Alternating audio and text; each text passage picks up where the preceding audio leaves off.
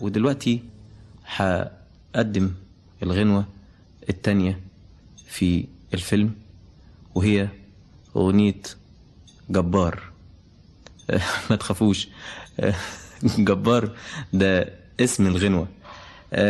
الغنوة دي موقفها من المواقف الدرامية في الفيلم،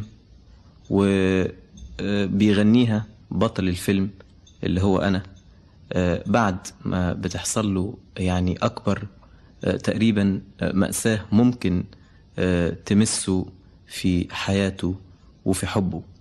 بيقول جبار في رقته، جبار في قسوته، خدعتني ضحكته وخانتني دمعته، وما كنتش أعرف قبل النهاردة إن العيون دي تعرف تخون بالشكل ده، ولا كنت أصدق قبل النهاردة إن الحنان يقدر يكون بالشكل ده جبار.